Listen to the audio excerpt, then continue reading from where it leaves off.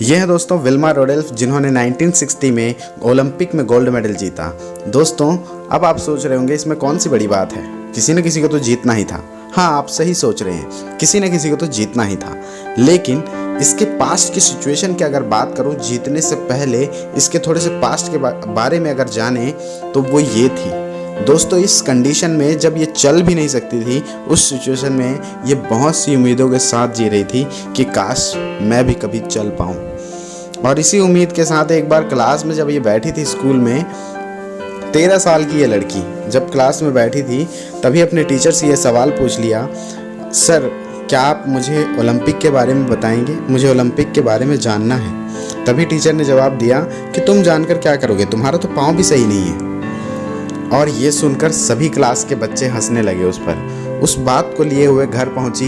घर पहुंचकर अपनी मम्मी से कहा, मम्मी क्या मैं कभी चल सकती हूँ। मम्मी ने कमाल का जवाब दिया कि इंसान की अथाक मेहनत और कुदरत की दी हुई ये शक्ति कुछ भी रंग ला सकती है, तू भी चल सकती है। और ये बात उसके दिल में घर कर गई और वो निकल पड़ी प्रैक्टिस के लिए। और लगातार प्रैक्टिस करने के बाद 8 साल बाद सभी डॉक्टरों ने जवाब दे दिया था कि ये कभी चल भी नहीं पाएगी बिना प्रोस्थेटिक लेग के, अपने पैरों पर खड़ा भी नहीं हो सकती जब तक ये प्रोस्थेटिक लेग ना लगाए। और उसने 8 साल बाद उन सब को झुठला दिया और अपने पैरों पर खड़ा होकर दिखाया।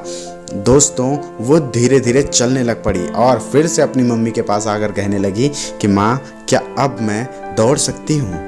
मम्मी ने फिर से वही जवाब दिया, इंसान की अथाक मेहनत और कुदरत की दी शक्ति कुछ भी रंग ला सकती है। और फिर से उसने प्रैक्टिस करना शुरू कर दिया। लगातार 13 साल प्रयास करते करते वो कुछ साल तक दौड़ में सबसे पीछे आती रही और रिजल्ट आपके सामने, जैसा मैंने बताया, ओलंपिक में लगातार 3 गोल्ड मेडल जीते, वर्ल्ड रिकॉर्ड बनाया। कोई फर्क नहीं पड़ता कि आप कितने लोगों के सामने हारे हो, कितने लोगों के नज़रों के सामने आप गिर गए हो।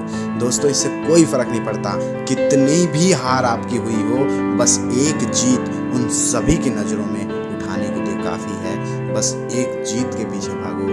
ताकि स्टोरी अच्छी लगी तो लाइक और शेयर जरूर करना।